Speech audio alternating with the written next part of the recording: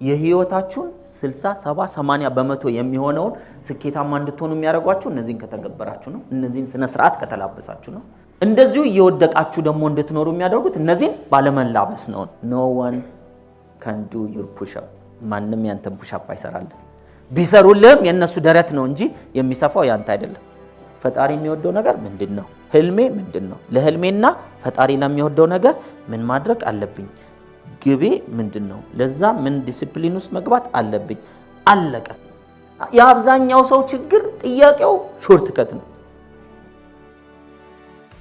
ስድስቱን የግል ስነ ስርዓቶችን እነዚህ የግል ስነ ስርዓቶች ሰዎችን ወደ ኋላ የሚያስቀሯቸው እነሱን ባለመተግበራቸው ነው። እነዚህ የግል ስነ ስርዓቶች ስድስት ቤዚክ ስድስት ብቻ አይደሉም እኮ ዋና ዋናዎቹ የህይወታችሁን 60 70 80 በመቶ የሚሆነውን ስኬታማ እንድትሆኑ የሚያደርጓችሁ እነዚህን ከተገበራችሁ ነው። እነዚህን ስነ ስርዓት ከተላበሳችሁ ነው። እንደዚሁ እየወደቃችሁ ደግሞ እንድትኖሩ የሚያደርጉት እነዚህን ባለመላበስ ነው።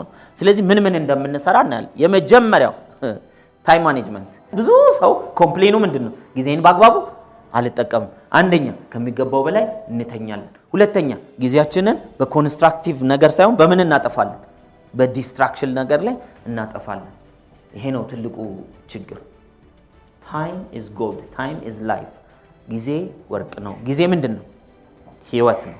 ጊዜ ህይወት ከሆነ ጊዜ ሀብት ከሆነ ዛሬ እንደ ሀብት ከተጠቀምንበት ነው እንጂ ጊዜው እኮ ስላለፈ ሀብት ሆናል ወይ እያንዳንዷን ደቂቃ እያንዳንዷን ሰከንድ እያንዳንዷን ቀን ወይ ሀብት እናደርገዋለን ወይ ምን ይሆናል?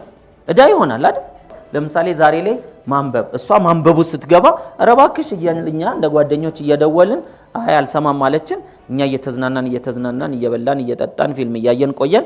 ከዛ እሷ እያነበበች ኦፖርቹኒቲዎችን እንትን እያለች ቅድም እንዳልነው ኢትዮጵያ ውስጥ ሆና የተለያዩ ሀገሮች ላይ ኦንላይን ላይ ስራ እየሰራች በፎሬን ከረንሲ እየተከፈላት ሰክሰስፉል ስትሆን ከ10 ዓመት በኋላ ልዩነቱ የሚታይ ይሆናል።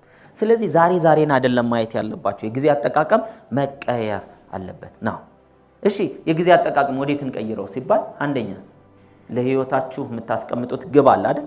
ያለ ግብ ዲሲፕሊን የለም። ጎል አለ የምታስቀምጡት። ምንም ያክል ክሬዚ ጎል ይሁን ግዴላችሁም ይሳካል። በዛ ውስጥ መድረስ ትችላላችሁ። ለዛ ግን የሚያስፈልግ ዕውቀት አለ የለም?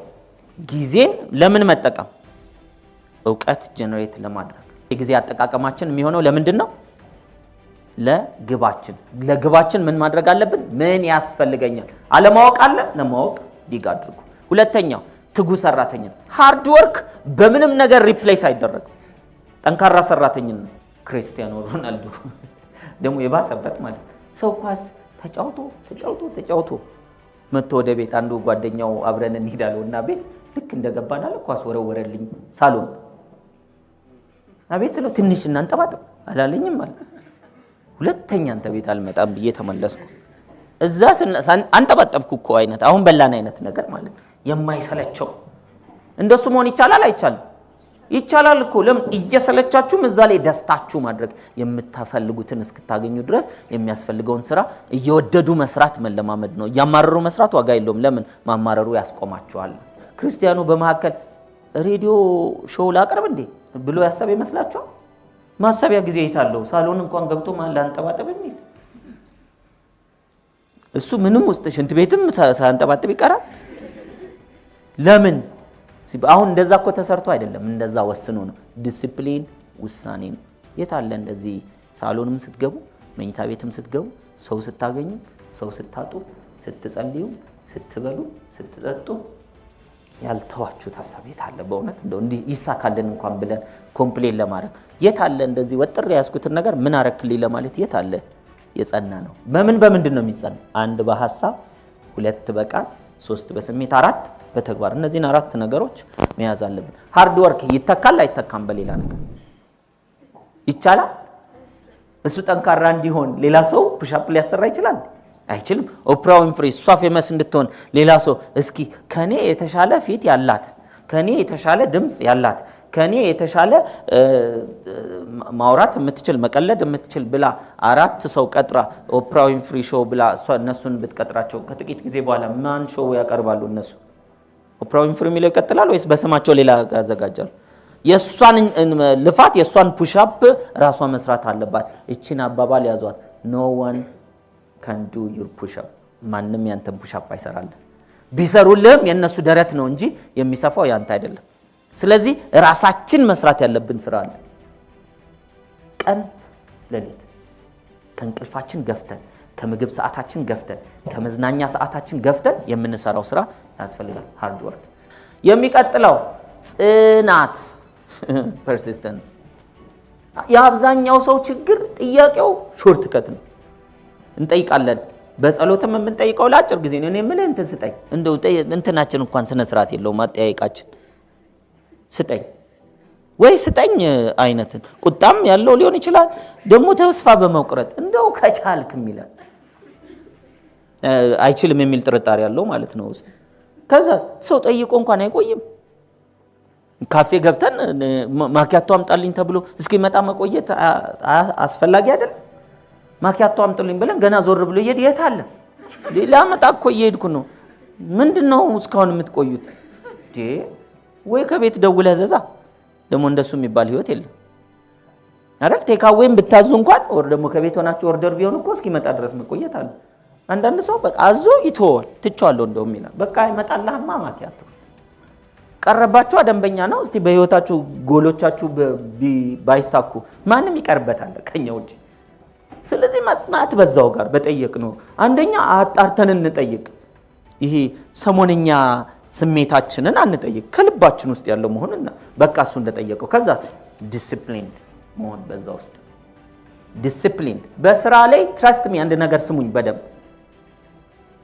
ኖርማል አቨሬጅ ህይወት ለሚፈልግ ሰው እንዲህ አይነት ስልጠና አያስፈልገው አይደል? ይሄ እኮ ኤክስትራኦርዲነሪ ለመሆን ነው እንጂ ምን አቨሬጅ ለመሆን እንዲህ አይነት ስልጠና ምን ያደርጋል? ኤክስትራኦርዲነሪ መሆን ካለብን ከኦርዲነሪ እኮ መውጣት አለብን። መጀመሪያ ኦርዲነሪ በህልም ነው። ማያልሙ ሰዎች ነበርኩ ማላምልም ነበርኩ። ማለም ስትጀምሩ ከዙሪያችሁ ጋር አትስማሙ። ከዛ በውስጣችሁ ለዛ የሚያስፈልገውን ጊዜ መስጠት ያስፈልጋል። ያንን ስታረጉ በቀጣይነት አንድ ወር ሰጥቶ ማቆም አይደለም። 2 ዓመት እኮ ነው ያለው 3 ዓመት አይደል? እስከ መቼ ነው የምንቆየው? እስክናገኝ ድረስ በሐሳብ በስሜት በአንደበት በተግባር ምን ውስጥ እንቆያለን? እዛ እንትን ውስጥ በመሐከል እንዳለው ከመጀመሪያ ከውጤቱ በፊት ምኑ ተቀይሯል? ማንነቱ፣ ውስጡ፣ ስሜቱ፣ ጓደኞቹ፣ ዙሪያውን ያሉት ተቀይሯል። ከዛ ውጤቱ መጥቷል። ስለ are you willing to sacrifice your current friends? አሁን ያሉ ጓደኞቻችን ለመተው ፈቃደኛ ነን? ሄደን እኮ በቃቻው ልንላቸዋል። አብረውን የሚሄዱ ከሆነ ይመጣሉ፣ ችግር የለውም። ነገር ግን ሊያስቀይራችሁ የሚችል በእጃችሁ ዛሬ አለኝ የምትሏቸውን ነገሮች መልካም ያልሆኑትን ነው ባይዘው ሊያስተዋችሁ ይችላል። ጎል ስታስቀምጡ ዲሲፕሊን ስትሆኑ በእርግጠኝነት ግን ህልማችሁ ጋር አደርሳችኋል። ህልማችሁ ጋር ለመድረስ ፈቃደኛ ናችሁ ወይ? ህልሜ ጋር ለመድረስ I will sacrifice anything ከፈጣሪ ጋር የማያራርቀኝ ይሁን ህልሜ ጋር የሚያደርሰኝ ይሁን። ዙሪያውን እንዳለ ጣሉና ከፈጣሪ ጋር የሚስማማ ነገር እስከሆነ ድረስ ግጥም አድርጎ መሄድ ያስፈልጋል። ፐርሲስታንስ የምንለው እሱ ነው፣ ጽናት። የሚቀጥለው ታማኝነት። honesty is the best policy። ያው ኦነስት ሳይሆኑ ገንዘብ ማግኘት ይቻላል። ኦነስት ሳይሆኑ በሰዎች ዘንድ መደነቅን ማግኘት ይቻላል። ኦነስት ሳይሆኑ የተወሰነ ሀብት ንብረት ማፍራት ይቻላል። ኦነስት ሳይሆኑ ግን ስኬታማ ሆኖ መቀጠል አይቻልም። እውነትና ንጋት እያደር ምን ይላል ይጠራል። በቃ ዛሬ ሰው ውሸታም ሊያረጋችሁ ይችላል እውነት ይዛችሁ፣ ነገ ግን ይታወቃል። እውነት ተደብቆ አይቀርም። ደግሞ በሰው ዘንድ ታወቀ። ብዙ ሰው ምን ይለኛል የሚለው ነው የሚፈራው። ኦነስቲ ማለት ፈጣሪ የሚወደው ነገር ምንድነው? ህልሜ ምንድነው? ለህልሜና ፈጣሪ ለሚወደው ነገር ምን ማድረግ አለብኝ? ግቤ ምንድነው? ለዛ ምን ዲሲፕሊን ውስጥ መግባት አለብኝ? አለቀ። ከዛ በኋላስ እሱን እናገራለሁ፣ እሱን እተገብራለሁ፣ ቀጥላለሁ መንገድ ላይ። ሰውነን ስተት ይኖራል አይኖርም? ስተት ይኖራል። ስተት ከሰራ ሶሪ እንደዚህ ያደረኩት ስህተት ነው፣ ሳላውቅ ነው ያጠፋሁት፣ ተስተካክሎ መሄድ። ብዙ ሰው ስህተት ሰርቻለሁ ማለት አይፈልግም። አለ አይደል? ይሁን ፐርፌክት ሆኖ ለመኖር የመሞከር ነገር አለ። ሰዎች ነን፣ እንሳሳታለን፣ እንደክማለን፣ እንወድቃለን። ወድቀን አንቀር፣ ተነስቶ ምን ማድረግ ነው? የተሻለ ሙከራ ማድረግ ግን ያስፈልጋል ነው። ያን ለማድረግ ታማኝ መሆን ያስፈልጋል። ታማኝ ለቃል ለተናገርነው ቃል ታማኝ ነው።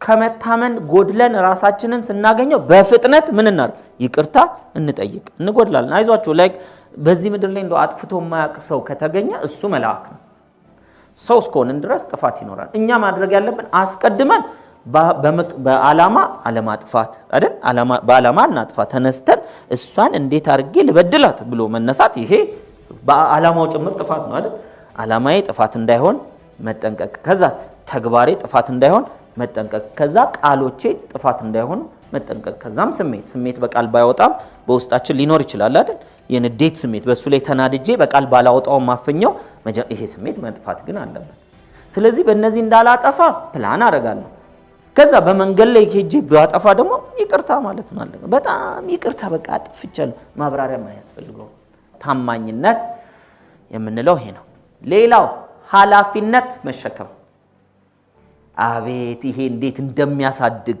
ለስኬት ትልቁ ነገር ኃላፊነት መሸከም ብዙዎቻችን በተለይ እኛ ሀገር በፍቅር የተነሳ በመዋደድ የተነሳ በወላጆች መልካምነት የተነሳ እንደ ሀገር በህዝቡ ዘንድ ለቤተሰብ ወንድም ለወንድም እናት አባት ለልጆች እህት ለእህት ለወንድሟ እንደዚህ ያላቸው መልካምነት ምን አድርጎናል ተዛዝለን ጥቂቶች ላይ ነው የቆም ነው መጠለያ ምግብና ልብስ ራሳችንን መቻል ያስፈልጋል ይሄ ባይ ዘ ዌይ ኢትዮጵያውያን እንዳለ ቢባል 18 አመትና ከዛ በላይ ያለን ሰዎች ቤት ምግብና ልብስ ራሳችንን ብንችል ሀገሪቱ ሀብታም ነው የምትሆነው ደሃ በቃ እኮ በእያንዳንዳችን ጥገኝነት ልክ ሀገሪቷ ጥገኛ ሆናለች በእያንዳንዳችን ተበዳሪነት ልክ ተደማምሮ ሀገሪቷ ተበዳሪ ሆናለች በእያንዳንዳችን የልመና ብቃት ልክ ሀገሪቷ ለማኝ ሆናለች እና ኢትዮጵያ እንደዛ የሆነችው በእኔ የመበደር ልክ በእኔ ኃላፊነት ያለ መወጣት ልክ ነው እያንዳንዳችን ተደማምረን ነው ሀገር የምንባለውና ምን ነው ሀገሪቷ ኢኮኖሚ የሚባለው የእያንዳንዳችን ዕዳ ተደምሮ ነው የሀገር ዕዳ የሚሆነው የእያንዳንዳችን ብርታት ተደምሮ ነው የሀገር ብርታት የሚሆነው የእያንዳንዳችን ህልም ማሳካት ተደምሮ ነው ሀገሪቱ ህልም የምታሳካው ስለዚህ ኃላፊነት መሸከም የመጨረሻው ቀና አመለካከት ነው ፖዚቲቭ አቲቲዩድ አመለካከት ህሊና የአትክልት ስፍራ ነው እዚህ የአትክልት ስፍራ ላይ ብትዘራበትም ያበቅላል ባትዘራበትም ያበቅላል ብትዘራበት መልካም የሆነውን የምትፈልገውን ህልምህን ግብህን እቅድህን መሻቶችን ያሳካል ባትዘራበት ዝም ብትል መልካም ያልሆነውን ሙጃ የሆነውን አረም የሆነውን የሰዎች ፍላጎት የሆነውን የማይረባውን የማይጠቅመውን ያየኸውን የሰማውን ሁሉ ነገር ክፋትንም ጨምሮ ያበቅላል ስለዚህ ስነ ስርዓት ይጠይቃል አትክልት ስፍራን ማሳመር ስነ ስርዓት ይጠይቃል አይደል አትክልት ስፍራው ስላለ ብቻ ያምራል አይደለም ባይኖረን ይሻላል ፎርቹኔትሊ ታድለን ደግሞ የአትክልት ስፍራችን የሚሰራ ነው ህሊናችን ይሰራል ስለዚህ ምን እየመገባችሁት ነው እኔ 1998 ዓመተ ምህረት ጀምሮ ፐርሰናል ዲቨሎፕመንት ትሬኒንግ ሳገኝ የመጀመሪያው መመገብ የጀመርኩት ህሊናዬን ህልም የሚባለው ነገር ህልም ማለት ህልም ጀነራል ሳይሆን ህልሞቼን የምፈልጋቸውን ነገሮች ሊስት አድርጎ በማስቀመጥ ማታ እሱን ውስጥ እንዳሳካው እንዳገኘው እንደሆንኩ አድርጎ ማየት ስለዚህ 1 2 3 4 እያለ ተራ በተራ እስከዛ ድረስ ግን በቃ ጫማ መብላት አፈርድሜ መብላት ያልነው አይደል ጭቃችንን ማብካት አለብን ለዛ ጉዳይ ከዛ እንደርሳለን ለዚህ ለዛ ለምትፈልጉት ህልም ግብ ዋጋ ይከፈላል ዋጋ ሳይከፍሉ መድረስ የሚባል የለም ቀና አመለካከት ማለት ዝርክርክ አመለካከት ማለት አይደለም ቅንነት ማለት ገንዘብ ለሰዎች መስጠት አንዴ ለሱ እኮ ገንዘብ ስሰጠው አንተ አትችልም እኔ እችላለሁ እኮ የሚለው ነገር በዛው ያስተማርኩት ነው ለምንድነው እንዴት አሳ ማጥመድ እንዳለበት ማሳየት የሌለብኝ አንድ ጊዜ በጣም እየቸገረኝ ቦሌ ድረስ ከቤተል በእግሬ መጣሁና ከዛ ቢዝነስ እየሰራው ነው ግን ትራንስፖርት የለኝም ከዛ መጣሁና ለመመለስ ሜንተሪ ጠየቅኳት መመለሻ ትራንስፖርት የለኝምና ያው ገቢ ሳገኝ ምሰጥሽ ብያት 50 ብር ጠየቅኳት እና ቁጭ በላለች 50 ብር እንዳለህ ላሳይህ እንትን የሚባለው ፕሮዳክት አለ አይደል አው እሱን እንዴት መሸጥ እንዳለብህ እንደዚህ ብለህ የኔ ያክል ሰው ብታነጋገር እንዲህ ቦታ ብትሄድና እንዲህ ብትል ከዚህ ያክል ብታነጋገር ስንቱ ሊገዛ ይችላል ይሄን ያክል ስለዚህ ከሱ ውስጥ ይሄን ያክል ትርፍ ታገኛል ስለዚህ 200 ብር አለህ አለች እሺ ብዬ ሄድኩ ውስጣችሁ ለመናደድ ሊሞክር ይችላል። ብር ስጠይቃት ለምንድን ነው ብር አገናኘት የምትነግረኝ ለሚለው አዎ አይስክሪሙን ከላስክ በኋላ ስኳር በሽታ ይገላል። አይስክሪም እኮ ስኳር በሽታ ነው የሚያመጣው። ስለዚህ እንደዛ ሳየችኝ እኔም ተማርኩ። ስለዚህ ችግር ሲመጣ መፍትሄው ላይ ማሰብ ስራ ነው መፍትሄው። ጠንካራ ሰራተኝነት ነው፣ ዲሲፕሊን ነው መፍትሄው። ስለዚህ ቀና አመለካከት እጅግ በጣም ያስፈልጋል። በህሊናችን ውስጥ ሁልጊዜ ምን እናስብ? መልካም እናስብ። ዛሬ መጥፎ ነገር ገጥሞናል፣ ነገ መልካም ይሆናል፣ ነገ ደግ ይሆናል፣ ነገ ጥሩ ይሆናል፣ የተሻለ ይሆናል። ዛሬ አንድ ሰው በድሎናል፣ ግድ የለም ተሳስቶ ነው። ነገ ምን ያደርጋል? የተስተካከለ ነገር ማድረግ ይችላል።